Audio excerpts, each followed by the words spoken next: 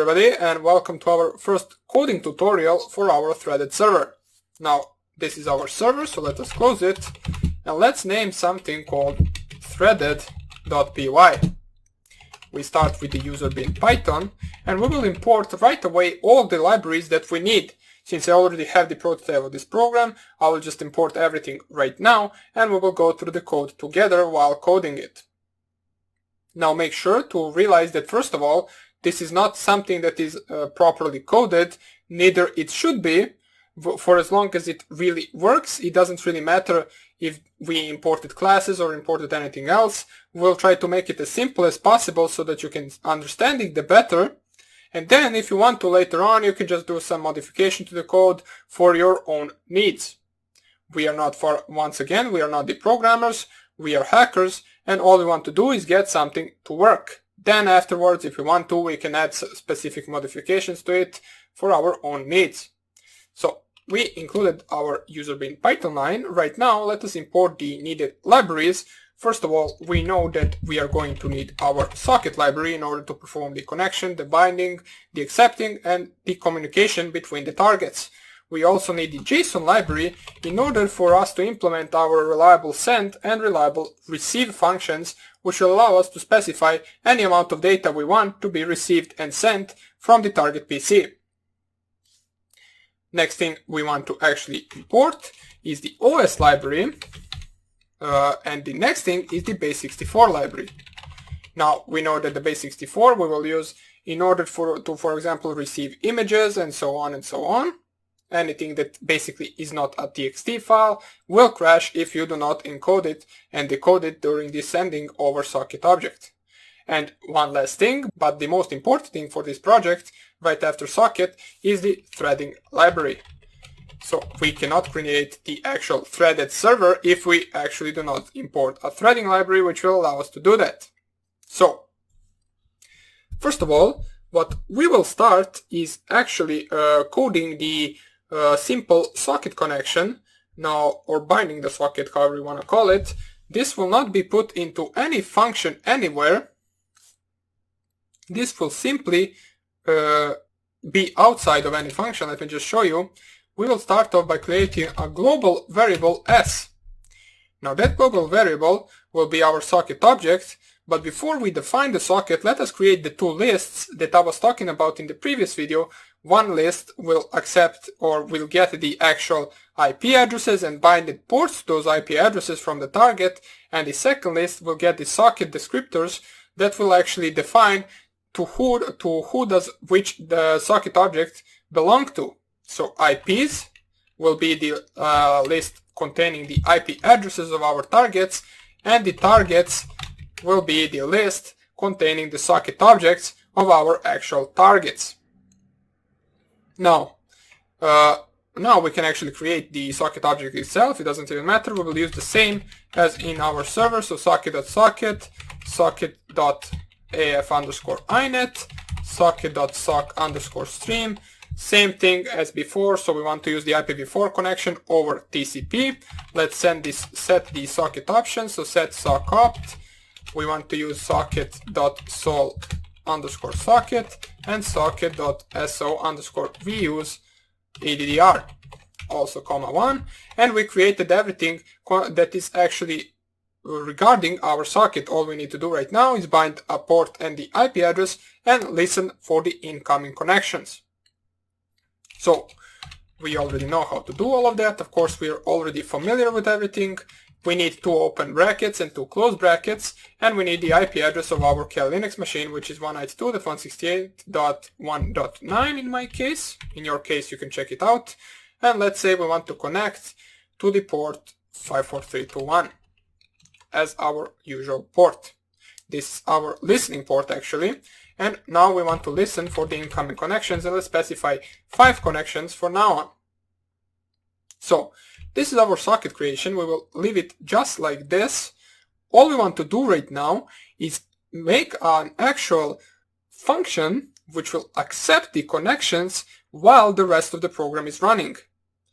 Now this may be sounding a little bit complicated, but it really isn't once you really understand it. Basically what we will do is we will go up here and we will make a server function, so right here, and that server function will run a while true loop, and in this infinite loop it will accept connections. So what we can do is, first of all, in order to accept connections for a short period of time, we need to set this socket timeout. So s.set timeout, we can set it to be just 1 second, and then we can try and accept. What we will try is we will try the target, IP equals socket.accept. Now make sure to differentiate. This is not targets and IPs. This is just target and the IP. So in singularity, not really the list that we specified right here. Now, as soon as they connect, we want to append the target to the targets list, which we created right here. So currently it is an empty list. Let me just think about it. Yeah, it is an empty list right here. And right here, we append the newly connected target to the actual list. So, or not targets.target, we want to targets.append, and in brackets we need to specify what we are appending. The same we need to perform with the IPs. So IPs list.append, we want to append the newly connected binded IP with the port. Then we can print to the screen string from targets, and then what we need to do is find a way how we can actually pick a certain target from this list. Now we know that we can pick it with a number, so what we want to do is add a counter. The counter we can actually call the client, since at the moment at the beginning we can set the clients. So let's go down here. Clients variable will be equal to 0. Not cleanits, we need clients.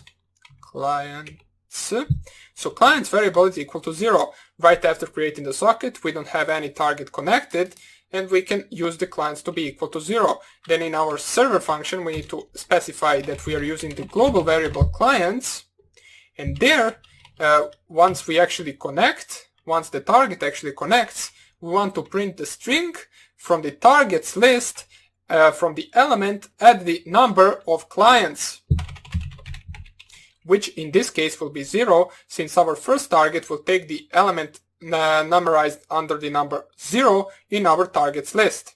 Then after we print it, we will increase the clients by 1 for the next target that it might connect. So we close the brackets right here. We can print something like this. Doesn't even matter. Plus string from IPs, and then once again we want to use clients. Now, if you find this confusing, let me just see how many brackets I have closed and opened. 1, 2, 3. 1, 2, 3. Okay, everything is good. Now imagine something like this. Imagine our target actually has 2 pieces connected, or our server has 2 pieces connected, A and B, and also targets A and B, as we saw in the previous video once I draw it in the actual paint. Now, the actual clients will be set to 0, and this 0 client will represent the first client, which is client A, or target A, however you want to call it. And then when A connects, we will print the session 0, which will be the target A, to be printed as it did connect. So we print it right here, print the string from this client, plus the string from the IPs of the client, and that means that someone has connected. So we can add it right here. Print string from the clients. You just see where I need to actually plus. And we can do something like this, has connected. Doesn't even matter, you can print it or you don't have to print it. It's not really that important. What is important is afterwards you increase the clients by 1. So we are increasing the clients, and then the next client, which will be client B, will take the element numberized under the number 1 in this list, and then we will print the 1, and then it will increase 1 once again, and then for the client C, and so on and so on. So that's the basics behind of this. Of course, in the except rule, we need to just pass. Since really we are not going to do anything in the except part, there is really no point, and there is nothing really logical to do about it. What is logical to do is, you will notice, since we will run this server function in a thread, we need to actually create a flag variable, which will be a boolean value, either true or either false. And what this flag variable will do is basically it will determine when this server function will close. Since this is an infinite function, we will never be able to close the program fully until we close this function right here. So in order to do that, we need to specify a value right here that will actually check, or not a value, we need to specify an if-else statement, which will check whether the flag is set or not. If it is set, we will quit the actual listening and accepting the connection, and we will quit the program, or our command and control center in this case. So let us make a variable right after the clients. We will call that variable stop threads. This is just a simple flag for our server function. We will set it right at the beginning to be equal to false, and then we will check in the while true loop in server whether it is set to be equal to true.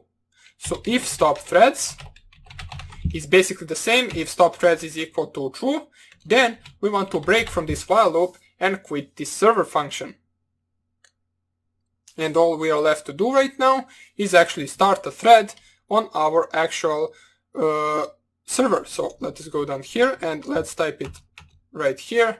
T1 will be the name of our thread, will be equal to threading.thread target equals server, and then t1.start. And basically we finish this server function. We will make a pause right now and we will continue in the next tutorial. Let us make a brief overview what we did right here. We created a simple socket object. We created two lists that will accept the clients or our targets. One of them will accept the socket objects. One of them will accept the IPs and ports. Then we created a simple variable clients, which will increase every time we actually get a connection.